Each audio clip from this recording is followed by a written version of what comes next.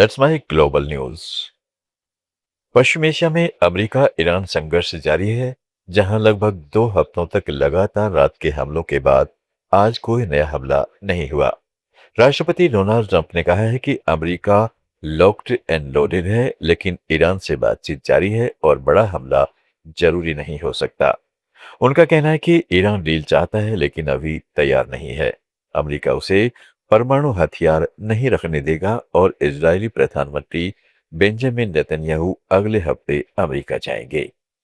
उधर ईरान के विदेश मंत्री अब्बास अरागची ने कहा है कि वे अमेरिकी दबाव में नहीं झुकेंगे और चीन और रूस से चर्चा कर रहे हैं।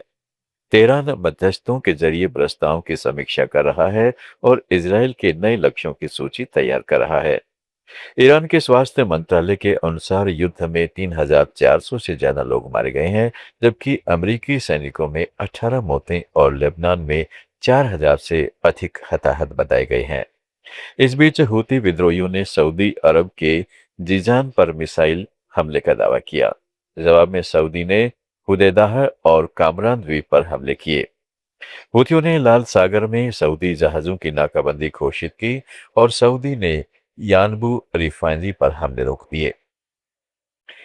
अमेरिका ने ईरानी बंदरगाहों की नाकाबंदी तोड़ने की कोशिश करने वाले एक टैंकर को निष्क्रिय किया।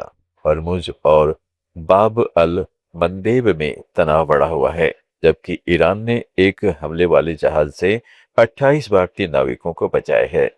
ईरान आधिकारिक रूप से अमेरिकी हमलों को संयुक्त राष्ट्र चार्टर का उल्लंघन और युद्ध अपराध बता रहा है तथा आत्मरक्षा का अधिकार जता रहा है। पाकिस्तान के खैबर पख्तूनख्वा प्रांत के टांक जिले में एक संयुक्त सुरक्षा चौकी पर आतंकवादी हमला हुआ, जिसमें 15 सुरक्षाकर्मी मारे गए। Pakistani agency inter services public relations के अनुसार आतंकियों ने पहले चौकी में घुसने की कोशिश की, लेकिन सुरक्षा बलों ने उन्हें रोक दिया और जवाबी कार्रवाई में 12 हमलावरों को मार गिराया। इसके बाद आतंकवादियों ने विस्फोटकों से भरी गाड़ी चौकी की दीवार से टकरा दी, जिससे जोरदार धमाका हुआ और चौकी बुरी तरह क्षतिग्रस्त हो गई। मृतकों में 12 सैनिक, 2 पुलिसकर्मी और वन विभाग का एक अधिकारी शामिल है। घटना के बाद इलाके में निषेधाज्ञा लागू कर दी गई है और तलाशी अभियान जारी है। प्रधानमंत्री शहबाज शरीफ ने हमले की निंदा की है। ब्राजील के राष्ट्रपति लुइज इनासियो लुला दा सिल्वा अक्टूबर में होने वाले राष्ट्रपति चुनाव में आगे चल रहे हैं। डाटा फोल्हा के नए सर्वेक्षण के अनुसार संभावित दूसरे चरण में लूला 48% वोट पा सकते हैं, जबकि पूर्व राष्ट्रपति जायर बोल्सोनारो के बेटे सीनेटर फ्लावियो बोल्सोनारो 43% पर है। पहले चरण के अनुमान में लूला को 40% और बोल्सोनारो को 32% वोट मिलने की संभावना है। यह सर्वेक्षण 22 और 2004 लोगों के बीच किया गया। जून के पिछले सर्वेक्षण की तुलना में लूला की बढ़त थोड़ी और मजबूत हुई है। नेपाल और दक्षिणी कोरिया ने काठमांडू में 2 महत्वपूर्ण समझौतों पर हस्ताक्षर किए, जिनकी कुल राशि 11.8 मिलियन अमेरिकी डॉलर है। ये अनुदान कृषि और कानूनी व्यवस्था को मजबूत करने के लिए दिए गए हैं। पहला प्रोजेक्ट 10 मिलियन डॉलर का है, जिसके तहत लुम्बिनी प्रांत के 6 जिलों में फल सब्जियों की वैल्यू चेन विकसित की जाएगी। इसे छोटे किसानों की आमदनी बढ़ाने, बाजार से जोड़ने और फसल के बाद की तकनीक सुधारने पर काम होगा।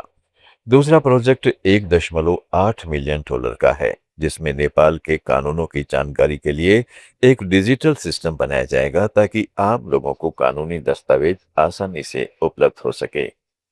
दक्षिण कोरिया के दूतावास और नेपाल के वित्त मंत्रालय के बीच हुए इन समझौतों को दोनों देशों के सहयोग का नया अध्याय बताया गया है। कोरिया की सहायता एजेंसी कोइका ने 1991 से अब तक नेपाल को करीब 235 मिलियन डॉलर की सहायता दी है। श्रीलंका में डेंगू के मामलों में तेजी से बढ़ोतरी हो रही है।